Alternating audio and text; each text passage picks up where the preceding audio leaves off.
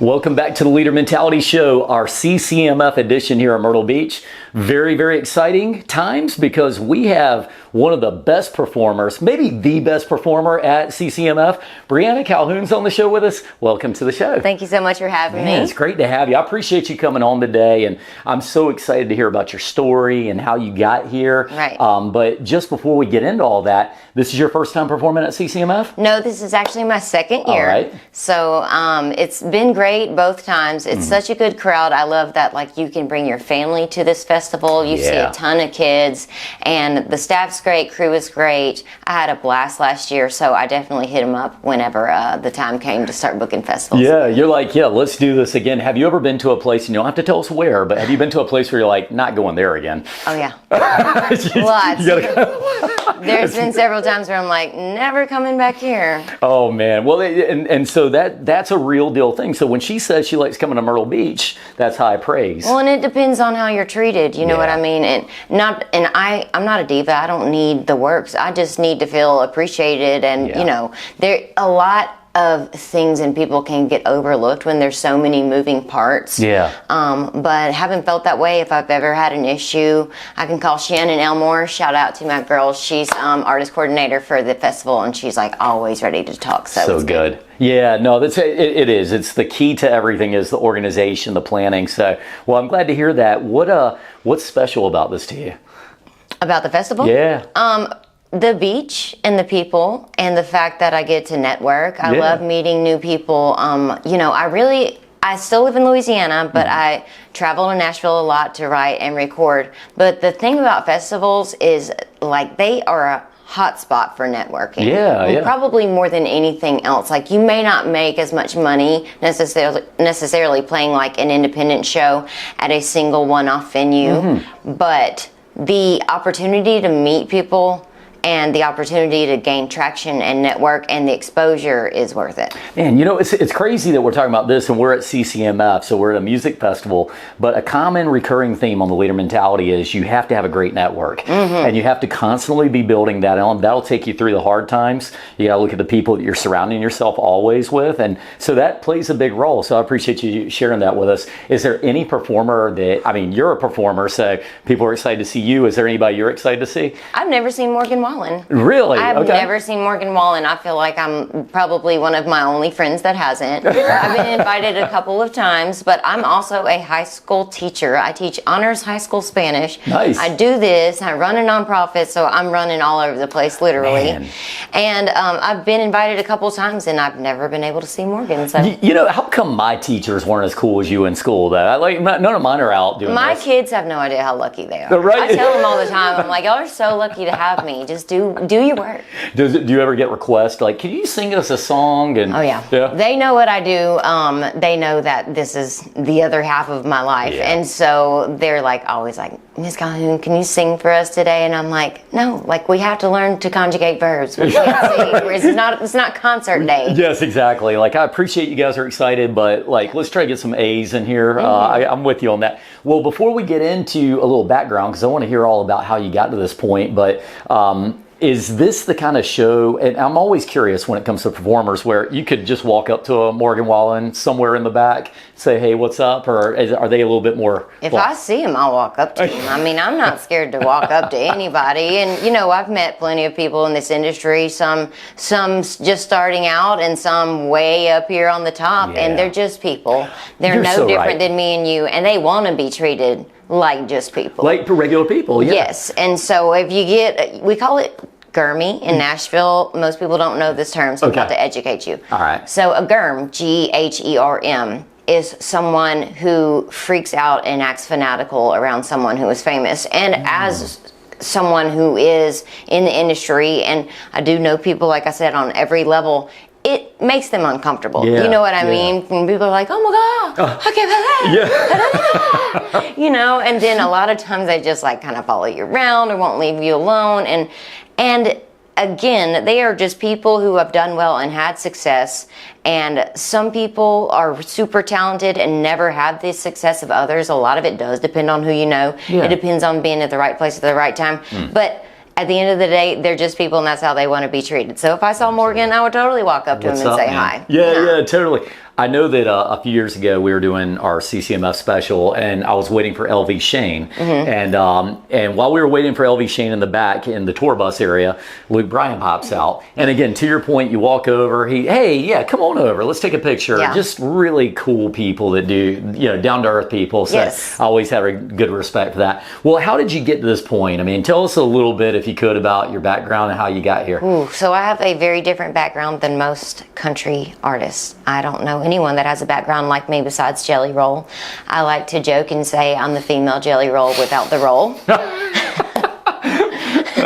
But I was had a horrible drug addiction in my teens and early 20s, and one thing led to another. I got a lot of felonious charges, like back to back, within a very short period of time, and I was institutionalized for about 3 years of my life. And by that, I just mean I was in a cycle of for about 18 months, jail, rehab, halfway house, straight back to jail, rehab, halfway house. I couldn't get clean, and I was doing everything I could, but I just couldn't do it on my own. But I also knew, I was at a point where it was like live or die. It had gotten that dark, that bad. I actually have a documentary out.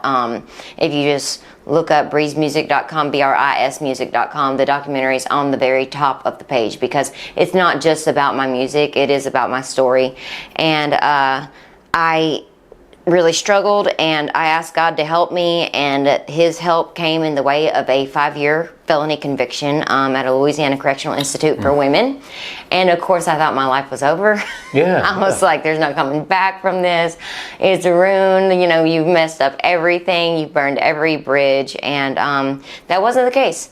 And as of December of 2023, me and my friend Kix Brooks of Brooks and Dunn, who, if you know me, everybody knows we're partners, we're business partners, we're songwriting partners, we do a lot of projects together.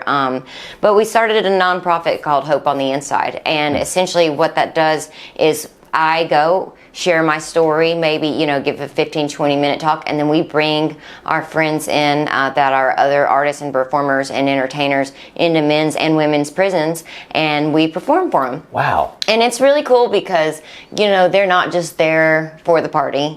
Everybody's sober, everybody's really in tune, they're paying attention, and they're so grateful, and you can feel that gratitude, and it's a connection like no other. And because I've been where they've been, they listen. They hear me because they know that I know what I'm talking about. And by the way, the 5 years got dropped down to 3 years and then 18 months. Okay. So did not spend that much time, and thank God for that. But Louisiana's prisons were so overcrowded at the time that they started writing laws to make your sentences concurrent. Well, all of mine were the same. They were all for drug possession. So 5 got dropped to 3, and then I got time and a half, and I ended up serving 18 months total. Well, but 3 years of just institutions, and it really changed me. I've always said that there's been 2 things that have completely changed the core of my person, my being, and that's being a parent. I have a beautiful 6-year-old daughter, and going to prison. 2 very different things. Hey, that's real talk then. It is real talk. And, whenever I first got out, I tell the girls and the guys this when I go in, I'm like, fake it till you make it. Don't take no for an answer. You got to find a way to believe in yourself. You need to find whatever your gift, your talent is, because I believe that finding a gift and a talent eventually leads you to your greater purpose, and then having faith in that higher power, whatever that might be for you. I feel like it's very important to find your spiritual journey and your connection on your own. So that I say prison outreach, I don't say prison ministry. Because there's so many things. There's so many caveats. And whenever people get released from prison, most of them have no self-esteem, not low, just no. And it's very difficult to put yourself out there and to believe in yourself. But I'm just like, just pretend like you believe in yourself. It's huge, and right? faking it till you make it. When you believe in you, others will believe in you, and you're honest with your past, they're going to appreciate that, and they're probably going to want to give you a chance, just like people did for me. And ultimately, I got my teaching license, which I wasn't even supposed to, because as someone with 7 felonies, you're not even supposed to be around kids, but that too, I met people, I networked, people believed in me, they wrote letters into the state for me, and they held a hearing for me, turned it over. I did that. Then I started doing music because it's always been my passion. Did that for several years. Then I met Kix and we started working together. And then 5 years later, here I am, and I'm still teaching and doing music, and I'm running the nonprofit. And I'm running myself into the ground, but it's worth it. I'm telling you, it's worth it just to see their faces. Progress always, you know. It's so amazing. Honestly, I think the story and the journey that you just told is way more important than anything else that somebody could say that just went on a straight line path to where they're at. Because there's somebody right now that could be listening to the show right now that's down in the dumps. And maybe they're in jail. Maybe they're just feeling like they are worthless or that they're not a contributor to society. But the truth is that everybody has a talent. Everybody has a purpose. You gotta find that and keep your chin up because there's always a better day ahead. Yeah, and I always say too, if you think you've hit rock bottom, it's not the end of your story. It's your chance to start a new chapter. Yeah, that's powerful stuff. Yeah, I feel like you're the kind of guest that we should have on here for like 30 or 40 minutes. So I hate it that it's just such a short. It's okay. We can do it again sometime. Yeah, I'd love to have you back because there's so many points that you talked about today that I feel like are recurring themes of the show. Oh, yeah. We talked about life having bumps. It has ups and downs. And look, I don't care who you are. You're having a down spot, you have an up spot. Down spot, you have to anticipate the down spots and try to find your way through those. And when you're on the high spot, just know it might not last forever, but that you can still be better tomorrow than you were yesterday. So just keep grinding. That's cool. Is there any one person or just anybody that you look back on that was particularly influential on helping you turn it around? Obviously, my mom at one point was the only person who was still in communication with me because, I mean, the rest of my family had written me off. Yeah. So mom's never going to do that. Yeah. So shout out to mom for always being there for me. Right. And then I will say, too, that, like, Kix made a immense change whenever I met him, and we met through Louisiana people. We're from the same area in Louisiana, and like when he met me, it was my college friend and his cousin. They were buddies. They hunted together, and they were like, "Y'all need to meet. You have so much in common."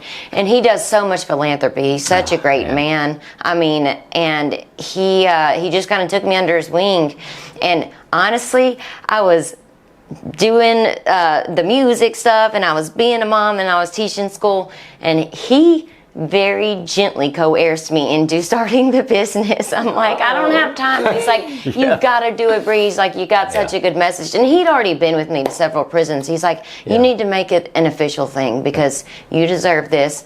And, you know, like, we need to invite more people. And it's growing. We've got 2 fundraisers in Nashville this summer. We've had a lot of support. So I'm glad he made me. That's so cool. And you know what? There's another thing in there, and we can leave off with that before we get into your performances.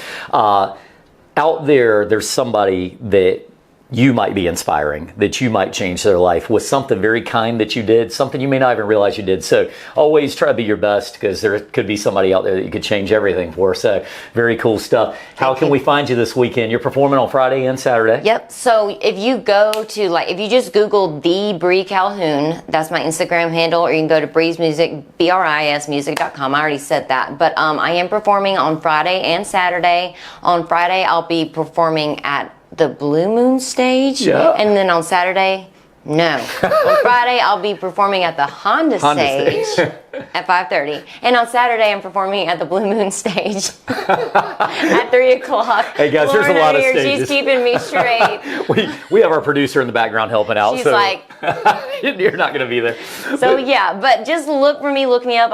I'll be posting on my Instagram, and I hope I see you guys there. And if not, enjoy the festival. And it's so cool. You can download the CCMF app and you can find everybody on there too. Yes, and I am on the app. So let's do that one more time. What is your charity and how can people get involved? So the charity is called Hope on the Inside, and you can go to breezemusic.com and you can see a tab, Hope on the Inside, and there is ways to donate, PayPal, Venmo, Cash App. There is all the YouTubes kind of showing the story, the documentary of my story, which Kix and our good friend Daphne Matheny helped me out on, and she does something very similar to this called a Drop of Sunshine podcast. Nice. Okay. She's great. Check that out. Yeah, check it out. And then you know, you can kind of hear about my story through the description and the documentary, and then my music as well. I have a song called If These Boots Could Talk, and it is a true story about a real pair of boots my grandmother gave me, not these, but a pair of Tony Lamas. And, you know, I kind of make the boots the metaphor for walking down the wrong road and then being able to put your boots back on with a new mentality. That's awesome. I love that. She is Briana Calhoun. Go check her out this weekend at CCMF. Thank you for being on the show. Thank you so You're much. Awesome. Love it. All right, keep inspiring. We'll see you guys on the next segment, Leader Mentality Show. Welcome to the Leader Mentality Show with Rob Clemens. This is our special CCMF edition 2024. We're really excited to be here in Myrtle Beach, South Carolina. We are actually at the Ground Zero building, so I want to give them some credit. Go check out Ground Zero. They're doing great things in the community.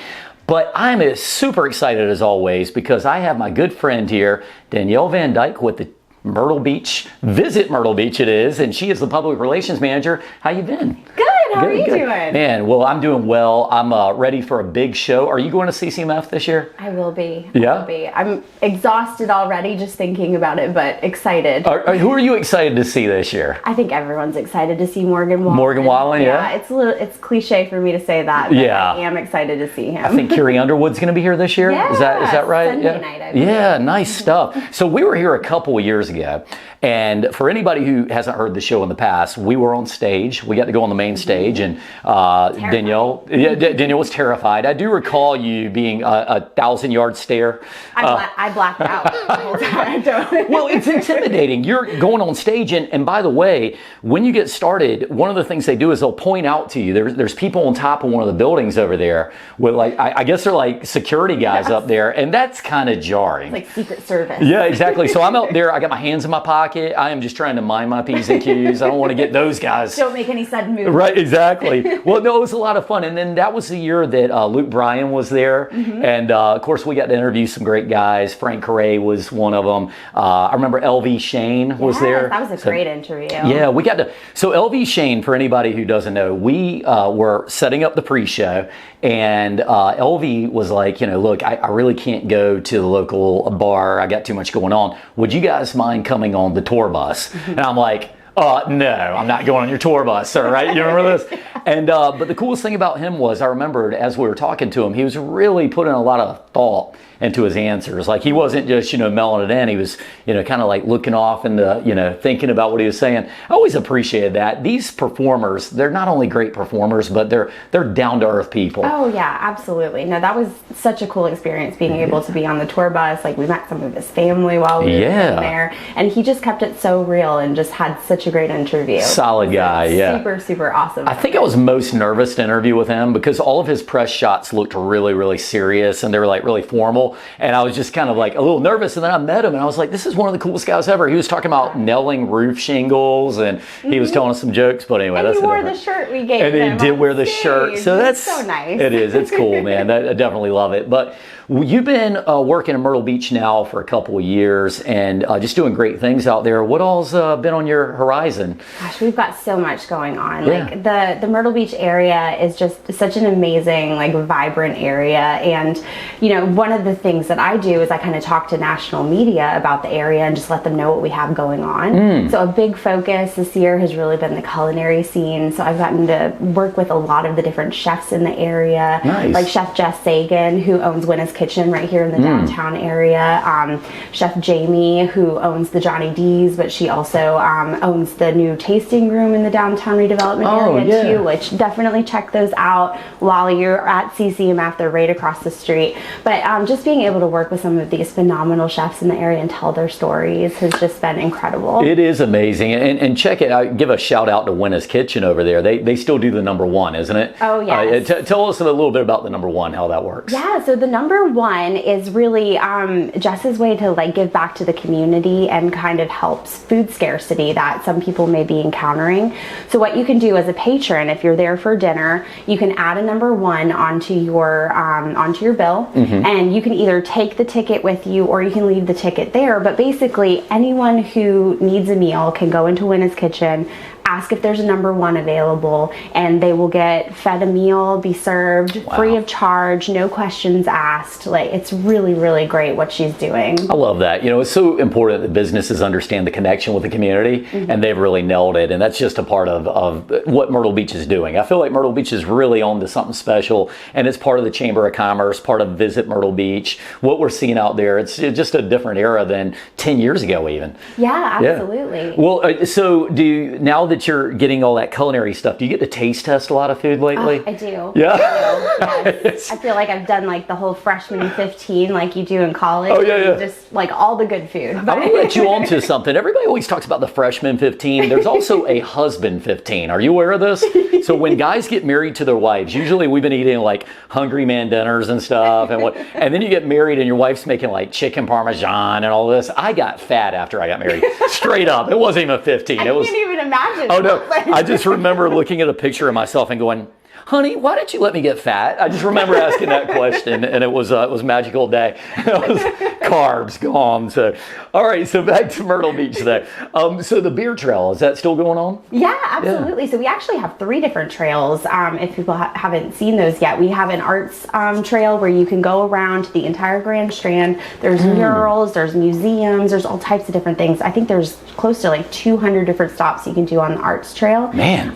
The beer trail is great because it shows you some of the different breweries, as well as some of the different brew pubs and things in the area that carry the local beers. So you can go through, get your points, you get some really cool swag items. And then one that we just released was the mini golf trail, because we are the mini golf capital of the world. That's right. As well as the golf capital of the world. So we've got, yeah, we are. Did you not know that? I did not know that. So we're both regular golf and mini golf. Yes, yeah, we just claim it all. Is there also like a macro golf? Is there like a really big golf? I don't, you know. There's like foot golf. Have you ever heard of foot golf? It's Never like heard of. You combine soccer and golf at the same time. Oh, wow. It's actually really fun. You know what's interesting? I'm not good at either of those sports either. I'd be like the worst ever. Like, like sometimes you're thinking, what is my specialty? Maybe I've never tried. I know I would stink at that. Anybody who wants to bet on me, just don't do it. The winner at being the worst. Okay, so you're going with the mini golf. I do have to ask you, we love to partake in mini golf in my family. What's the best course around here? Just give me a good course. Ooh, I mean, I love the Mount Atlanticus course. I think that's an iconic one in our area. Nice. It was also done by, I'm totally blanking on his name right now, but we actually in this area have a huge mini golf history with one of the best mini golf designers in the United States, who designed some of the top mini golf places in America. Man. So I think around 20 of our courses here in Myrtle Beach were actually designed by him, including the Mount Atlanticus one. Wow. So if you go onto the mini golf page, you can kind of see some of that history too. It's really cool. I love that. Because I've been to other portions of the country where they have like maybe one mini golf course and they're all like straight shots. It's like maybe one bend in the. Over here we got all kinds of crazy stuff. We have a place called Jurassic Golf. They got little T-Rexes and stuff that come out of their. Well, they don't really come out of the cage. It's not real T-Rex, but anyway, it's good stuff. I love mini golf. Well, let me ask you this: is there a coffee trail? And if not, should you be making that happen? That might be the next one that we need to do, because me and you have probably already been on it several times. That's what I'm getting at. I think we need to have this, and then people could go out. And when that happens, I want there to be some plaque of me somewhere that says that Rob Clemens came up with this. And that you completed it 20 times. Right. With your little trophy. And I was really caffeined up, so I did it all in one day because I was really hyper. Yeah, no, that'd be cool. So what else is happening in Myrtle Beach? So much. We've also got a lot going on with sensory friendly. So I don't know if a lot of people know this, but 87% of families that have a family member that's on the spectrum don't travel. And we're trying to kind of add some resources to our area, not just for travelers that come to our area, but also for locals that might have a family member on the spectrum. So there's this amazing lady named Becky who lives in this area, and she started the Champion Autism Network. And she goes around and she trains different attractions, hotels, restaurants, and there's just so many great resources in our area that people just might not realize. Like our airport even has a quiet room, so if you're in the airport and sensory overload kind of happens to somebody in your family, you have that quiet room that you can be able to access while you're waiting on your bags. Man, Right here in Myrtle Beach. It's all happening. I had Howard Waddy on the show, and he's the technology, I think they call him chief technology manager or something like that, but he was on from the city, and he was talking about some of the AI things that the county, the city's starting to adopt. So I just loved it that we're trying to bring in new companies, trying to bring in new technologies. We have the Google undersea cable and things. So just a lot of stuff happening in Myrtle Beach. I do want to ask you one. So we had on Ashley Daniels. She was the author of 100 Things to Do in Myrtle Beach Before You Die. And she told me one that I was going to see if you had heard, because I had never heard this before. There is a pinball museum in Myrtle Beach. I have heard that, but I've never been to it. Yeah, so pinball players everywhere. Come to Myrtle Beach. It's right here, right? Awesome. Well, so you're going to be at CCMF all 4 days, or how's that? Probably not all 4 days. I'm getting a little old, but you got to be in bed by 8. Yeah, like I got a bedtime. You got your Werther's Originals over here and your tea over there. No, I got you. No, that's yeah. I'll probably be there Friday, Saturday, and Sunday. Nice. So most of the days. Very cool, very cool. Well, Denielle, super excited having you here. I hope you enjoy CCMF, and it's always great to have you on the show. Yeah, thank you so much for having me. All right, we'll get to see you again. And everybody stay tuned. Welcome to of the Leader Mentality CCMF special. Today, I've got a whole room full of guys with me, and we're going to introduce them in a minute, but we do want to tell you guys, come check out CCMF. Big year here in 2024. It got off to a bang last night, and we even got a bigger day ahead today. So with me today is Nolan Quinn and the Troublemakers, he calls them, because they cause trouble, I've heard. So welcome to the show, brother. Thanks a lot for having us. You want Appreciate to it. introduce the team here? Yeah, for sure. So my name's Nolan. I got a few of my buddies from back home up in New Jersey, where we're from. This is where our drummer, Dominic DeVico, rhythm guitarist, Chad Schneider, bass, Pat Corey, and Emma Vandergrift on lead guitar, and I'm going to be playing some acoustic and vocals here. Nice, dude. Nice, man. So you guys, you've known each other for a while. Yeah, 4 out of the 5 of us went to high school together. Okay, right on. And we met Pat through music. As you know, music brings people together, so right it on. happened to do it for us, and we got a good group down here. You know, Pat looks kind of like one of those military contractor guys who goes out, overseas. Well, you too, you're dressed for it. He is an Army veteran. Hey, much respect. Well, when it comes to CCMF, you'll notice like the back of my shirt, we got the flag. It's important to CCMF in general, man. So we always appreciate the service. So well done. And now you're out playing with your buddies every day. So that's not too bad, right? No. Well, cool. Well, Nolan, you were 2023 Hometown Star Competition winner, right? Correct, yes. Tell me about that experience and how did you win? It was neat. It was a neat thing to be a part of. So as I said before, we're from New Jersey, and the Sister Fest, Barefoot Country Music Fest up in Wildwood, where we're local to, had the Hometown Star Competition for regional musicians. I entered it, was fortunate enough to win. And that is what kind of birthed the opportunity to be able to come down here and perform down here in Carolina this year. Man, awesome. It was a super neat experience, man. The whole CCMF, BCMF family are a great group of people, super easy to work with, laid back, down to earth people, and they've been a pleasure to work with, and looking forward to seeing some of them today. Nice, man. Well, if you want to pass the mic down, I'm going to ask a couple of the guys some of the questions here. So tell me about yourself, okay? And I'm going to go through all of you guys. I want to give you all a little chance to talk. When it comes to a show like this, what is the thing that you look forward to the most? I just look forward to playing the music and hoping the people feel it how it should be felt, and instilling a fun environment. And we put all this work into this. Yeah. So I want people to be able to enjoy it, because we put a lot of hard work into writing this stuff. Something you said right there I really appreciate, because what happens is it's kind of like a sports team. You got the crowd out here, and you feed off the crowd as much as they're feeding off of you, right? So when you get the crowd out there that's just kind of quiet and just standing there, it probably kind of brings down the momentum a little bit, and otherwise you get it pumped up.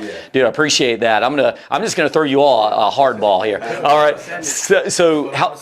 Yeah, man. All right. So when's the first time that you got rejected for a date? No, I'm just I'm not playing. He's like, oh man, I know this was a long time ago. He's down here with his wife. All right, where is she at? We want to get her home. No. So tell me a little bit. How long have you been playing for? Oh, a long time, since I was like 13. Was it natural to you, or did you have to like really practice hard getting into it? Like just the basic strumming and chords came easy to me initially, and I just plugged that in my whole life. Yeah, it's like I find that some people are just naturals. Right. Exactly. It's music. Yeah. Just keep working. All right. So you're kind of the new guy to the group. Tell me a little bit about how you got into this industry and how'd you get with these fellas? All right. Well, I've been a bass player just all throughout South Jersey, Philly area for 10 years now at least. Yep. Had a person call out sick on a gig, and Nolan picked it up. He was close boys with the drummer on the gig, and I filled in on bass, and these guys took me in like a brother. Nice. Great. Yeah, like a brother, like so they beat you up and gave you up. That was awesome, man. Well, cool. Good to have you here too. And we're gonna round up with you, my brother. So, what do you play again? Lead guitar. Lead guitar. Do you play any other instruments, or is that just your one thing that you really master? I mean, personally, I can play piano. I'm pretty good on saxophone. Nice. Other things, but yeah, lead guitars mostly. Man, it's really cool that like I find so many musicians. I'm humbled by it. When I was younger, I was like maybe I've got a savant-like gift. So I go out and buy electric guitar. I get my amplifier, the whole 9 yards, and I'm like blang blang blang. I'm like nope, no skill here. So always mad respect for somebody who can play multiple things, and so I appreciate it. Well, Nolan, we'll get back to you, man. So cool to have you guys all here. Absolutely. What would you say that coming into this event is the thing that you are most inspired by? I mean, is there a certain performer you're expecting to see that you're excited by, or what? To be honest, the performance I'm most excited about is our very Is yours. own. Yeah. Like, obviously, we're all music fans before we ever had such an opportunity to be playing the music for music fans, But we're just thankful to be here, man. I mean, it's a great lineup, and these guys never fail at putting together a good group of people that anyone would want to go see. And we're hoping to be able to, see some more throughout the weekend. But all we're worried about is 1:30 p.m. today. Right on, dude. And lighting up that stage. We're going to be on the Tito stage from 1:30 to 2 o'clock today. And we're going to put this online because I want people to come check these guys out, man. Yeah, such a solid group of people. Let me ask you this then. So 5 years from now, where are you guys? Hopefully... Still just playing, and that doesn't. I don't care whether that's at a bar in our local town back in New Jersey, or whether that's on another one of your guys' stages. This is a group of friends, man. I love these guys, and I'm super thankful that they're willing to put in the work and be able to come down here with me, and we're looking forward to delivering a good show for everybody. I mean, I feel like as I've talked to people who are on their second, third, fourth show here, a lot of times you're connecting with the fans, and then that next year you might be on a little bit bigger stage, and the next year on a little bit bigger. Right. So, we're just thankful to be waking up and be able to share a passion for music and do what we love to do, man. Yeah. And that's really what it's all about, waking up and enjoying what we love to do. Is country music big in New Jersey? Yeah, and it's getting there too, and you guys are certainly helping too. With getting the VCMF up there. So it's been getting bigger and bigger every year. More and more boots on the beach, and we're gonna be on the main stage up there this year, so that'll be fun. Man, very cool stuff. So, all right, so now you guys are out here. You're in Myrtle Beach. Are you here for the whole weekend, or okay? What do you do when you're not at CCMF? Make a little trouble. We're gonna go to church. We're gonna. Well, it's funny. We're from the beach. We're from the beach in New Jersey. So I mean, it's summertime up there too. Sorry. We're from the beach in New Jersey though. It's summertime up there too. So all the same sort of stuff that we do back home, man. We're happy to be here. We're gonna definitely, obviously, take in some of the tunes and try to get out and see what this place has to offer.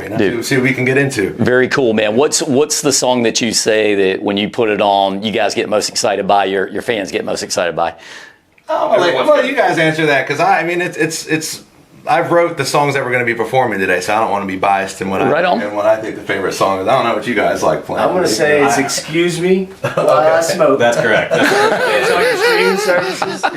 It just dropped this morning. We did. We just dropped a new song this morning, and it's called "Excuse Me While I Smoke," and it's available on all the streaming platforms that you guys can think of, and we got some more stuff coming. We're going to put that up on the screen there because I definitely want them to check it out. So let me ask you this then. So if you are out here, you're playing some songs, do you ever do requests? Is that something that a group like you guys will do? So coming into something like this, I mean, we want to use the 30-minute slot that we got to show everything that we got and No doubt. bring to the table. You know what I mean? Much respect to all the other artists and everything that is an inspiration to all the musicians Sure. around the way. But but we're gonna make the most of these 30 minutes that we got, and we're gonna be delivering some stuff that's coming from us to share who we are. Do all you guys take part in writing the songs? Yeah, and we're actually about to get into some writing sessions. I was talking with this guy the other day, but yeah, everyone that we're doing today is one that I personally wrote. But these guys have absolutely helped bring it to life and format the song and kind of get it to the spot to where when it comes out, it sounds the way that we want it to. I always wondered from a artist standpoint, from a songwriter standpoint, a lot of people don't, they don't write their own songs or their own lyrics and whatnot. How much of your mood affects a song's lyrics at the time, or are you more, cerebral? I would say just about everything I've ever written was just a spur of the moment type of thing. Sometimes I'm driving down the road and a little tune will come in my head, whether that be a melody or whether it be a lyric. I'll pull out my phone to do something into the voice memo or whatever, just to get the idea down. But yeah, I mean, it comes from everywhere. All the influences do. It could be the mood that you're feeling, something that you just saw happen across the street. What might be happening tomorrow, you never know. But so please excuse me while I take a smoke. Was that what it is? excuse me while excuse me while I'm not gonna get too deep into it down here in South Carolina, but where we're from, we're allowed to do what we're talking. You about. might do a little. Oh, okay, got you. Fair enough, man. Well, I think. But that being said, we have a lot of other material that obviously has some deeper meaning to it, and we hope that you guys enjoy what we're bringing to you. So, last question for you guys for now. If somebody's looking at coming to see you on the stage today, what is there any group you would say or any music style that you would say, yeah, we're kind of along these lines?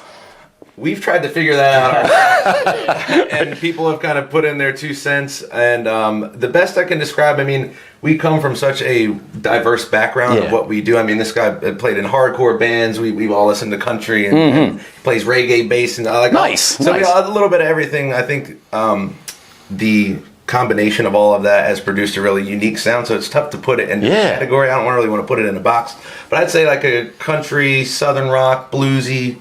I love that, man. Yeah. And, that's bringing some energy with it, though, too, Go back to country music of the 90s and before. I feel like it was a very, you knew what you were going to hear. And I feel like part of what makes country music so popular nowadays is that mix of different things. Correct. There's a lot of crossover. Yeah. I mean, people are putting hip hop in, people are putting hard rock in. I mean, so the fact that you're doing it, I think it's brought a bigger group listening to the music, man. So well done. Yeah, thank you. It's opened up a nice door for us and being as diverse as we are. And we're thankful to have these opportunities coming down the line. Very cool, man. Well, hey, I appreciate all you guys. We really appreciate you having us. 100%. Nolan Quinn and the Troublemakers here to make some trouble. Come see them out here at CCMF, and we'll catch you guys on the next segment. Thanks, guys. All right, welcome back to the CCMF edition of the Leader Mentality Show. We're here at Ground Zero in Myrtle Beach, right outside of the CCMF grounds. So very excited times. We are with none other than Jon Finley. He's the sales and marketing director for the Greg Rowles Legacy Theatre. Right. Super excited to have you, man. How you been? Man, I've been busy, but it's been good. Been busy? Yeah. Over at the theater, you guys got some work going on? I keep thinking at some point I'm going to catch up, and I just don't, but it's okay. Yeah, right. Well, you're kind of like you and I talk about, even if you did get caught up, you come up with new things to do that would get you uncaught up. Yeah. Every time. I mean, we talked about it last time. It was in front of the theater last time we did this. Yeah. And I think it was, 2 months before we opened? It was 2 months before we opened, and you opened, and technically all we had at that point was a tent and maybe a little backdrop, so it's come a long way in that time. Yeah, a lot. I mean, a lot's happened, a lot's been done, a lot's still getting done. I mean, the interesting thing is just how much we had to change from what we originally planned to now, because there's a huge learning curve with something like this. But it's been busy, but it's been really, really good so far. It's interesting you say that, because you talk about the huge learning curve. Mm-hmm. Greg's been in show business forever. You're a marketing director. You got some marketing chops, but there's still a learning curve. You still don't just open it up and go, well, we know exactly what we're doing. 100%. No, I mean, and it's interesting because Greg, like you said, he's been performing for, decades. He's been performing for a long time. His partner Brad has been in business. He owns Shops on Main right behind the theater. He's done construction and architectural design, things like that. But neither one of them have really meshed into the other's area before. Right. So Brad's learning entertainment business and Greg's learning entertainment business. So, right. It's really interesting because again, we put some things that we were selling in place, and then over time we're like, this isn't really working, let's take this out and replace it. And It's fair. Yeah. it's been a headache, but I mean, I think we're finally kind of gelling where we need to for a lot of that stuff. Well, and let's, before we get too far, because I know the theater really well, and of course you do as well, Yeah. but for those who have not been to the Greg Rowles Legacy Theater, maybe they're out of town, maybe they live here and they just haven't known what it's all about, how would you describe the theater to the public? I mean, if I had to put it in like one word, probably different. Different, is yeah. the best word I could use. Unique maybe is a better word. I mean, we get comments all the time about how, you know, your cast used to be at Alabama and I loved it there and I loved watching them and I used to go there. I mean, we don't ever put ourselves against Alabama, against the Carolina Opry, against Legends. They're all great shows in their own right, and they all are different. I mean, those shows are more production. They have, you know, background tracks and pre-recorded music to kind of support the show. They have lights and costumes and stuff. Ours is more of like an elevated concert. And I think people are really starting to enjoy the genuine feeling that they get of being welcome and loved when they come see the show. I mean, everybody's been commenting online and telling us that they feel like they're family when they leave, you know? Yeah. Well, no, that's definitely part of the vibe out there. And the thing that I love that you said about that is, yes, you could go to the Alabama Theater, the Carolina Opry, and go to this, and they're all kind of a different experience. So it doesn't have to be like go to one or the other. Go to all three if you have time.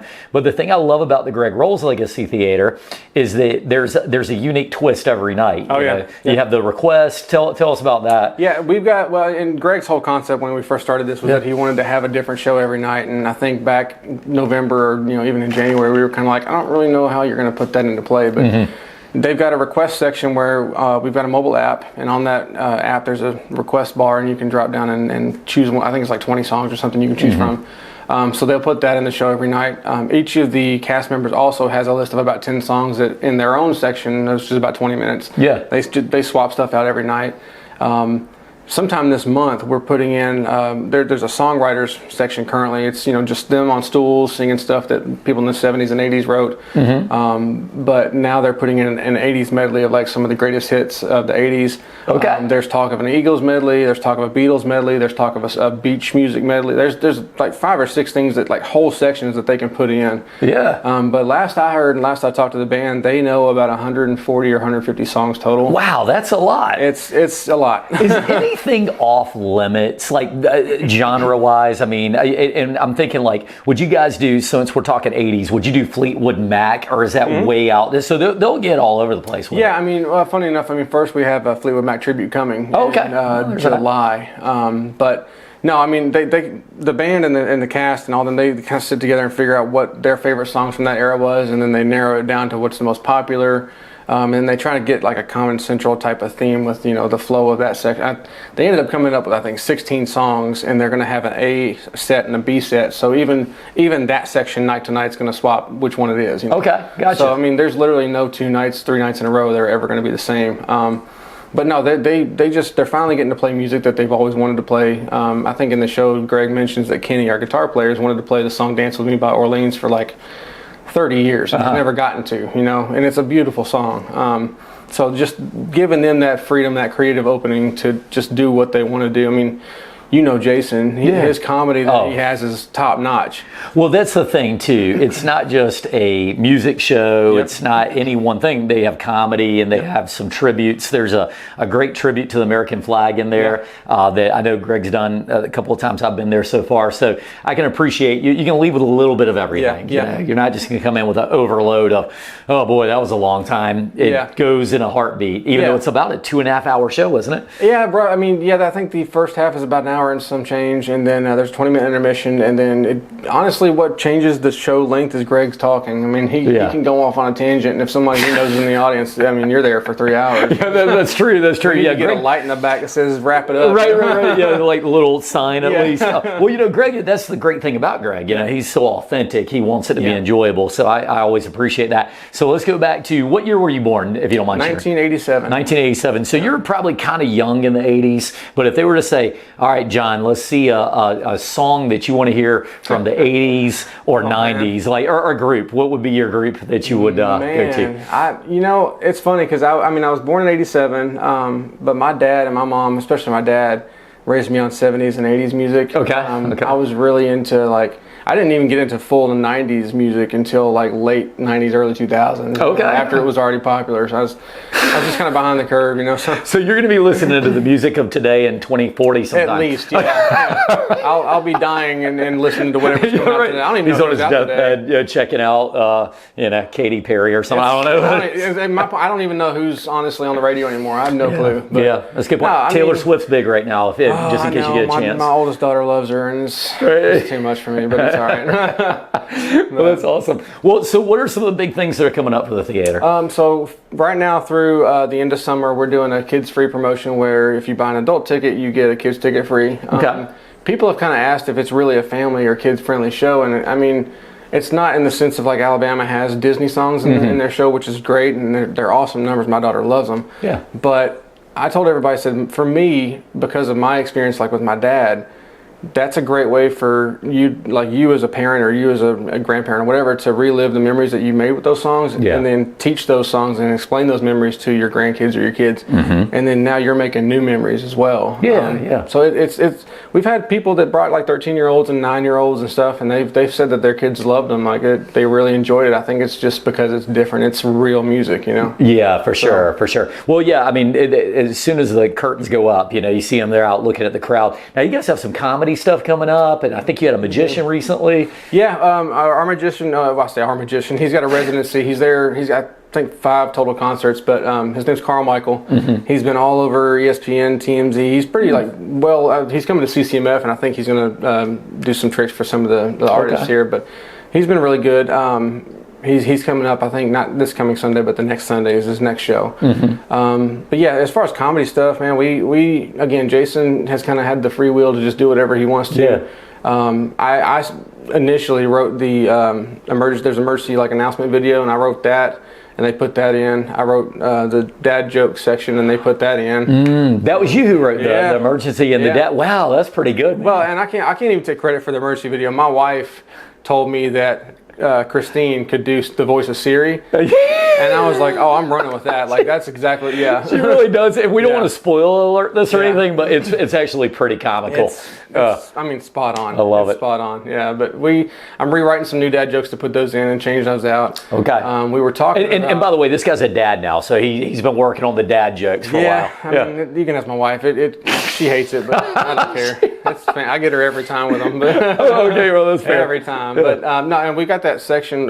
It's like an airplane skit with Jason and Greg. Oh yeah. We were talking about. There's a couple of SNL skits from like years ago that we were talking about writing for the show and putting that in. So, nice. I mean, things always change, man. I feel like they even changed it up. I was at the VIP night, and then I went to another night later. We enjoyed it so much we definitely wanted to come back. Yeah. And that had even changed a little bit, yeah. like some of the jokes they were telling. So good stuff. Yeah, and Jason goes into that airline skit every night. And he said it on Carolina AM this morning that he goes in with new bits and pieces and jokes and comments to try to get Greg to break every single night. I was going to say, when Greg breaks and he does, that's authentic. Oh, you can tell, because if he puts the magazine or whatever he's holding in front of his face, Jason got him every time. It makes it so much better. and Jason's a singer too, so he's out there, and he's, I think Greg called him a chameleon, because he said that, Jason, 1 minute he's doing a gospel song, and 2 minutes later he's doing Willie Nelson, and 2 more minutes later he's doing, some kind of songs from the, old Texas. He's from Eagle Pass, Texas, which is a border town, and you would never in your life look at Jason and think he can speak fluent Spanish, but he sure can. He does not look like a Spanish-speaking guy, but he's definitely got a good entertaining value to him. Well, listen, man, as we're getting to the back end of this, you going to CCMF this year, or? I'm not this year. We went last year. My wife, she was a performer in Nashville and did the management deals and stuff, and she knew the band leader for John Party, so we got in last year. But hopefully next year. There's been too much with the theater going on. Hey, you've been busy. I know that's right. Well, look. So if you've been to the CCMF, and for the people who will not get to go this year, it's nothing like it, though. I mean, there's just huge crowds, huge performances, and the coolest thing is they have multiple stages at CCMF. So when you go out there, you might be listening to this one over here and then go over to another one over here. Plenty of food, plenty of drinks, good times for everybody. So. Yeah, and one of the unique things I saw last year was, I mean, you've got, the general public here is going to be mostly like retirees or stuff like that, but you've got that blend of them middle-aged people, younger people, and it's honestly, to me, it's the one place that I've seen here that people just get along with everybody, no issues. I mean, there's always going to be little scuffles and people drunk, but look, for having the tens and thousands of people out there, it is amazing how well it is conducted. Absolutely. So really love that. Well, listen, man, how can people get into the Greg Rowles Legacy Theatre, where they get tickets and all that? Yeah, we go to our website. It's Greg Rowles Legacy Theatre, spelled theater RE.com. You can call the box office 843-663-3600. We are open Monday through Friday 11 to 7. I'm sorry, Monday through Saturday 11 to 7, and then some Sundays 1 to 7. Nice. And you can call and ask for me if you need any help. I'm glad to help. And by the way, as if you needed more of a plug, these guys just won Best on the Beach by WNBF for Best Theater on the Grand Strand. Best show, yep. Best show. So that's very cool stuff. Well, congratulations for that. Man. Thanks for being on the show, brother. Absolutely, brother. Appreciate All right, and we'll see you guys in just a few moments back on the CCMF edition of the Leader Mentality Show.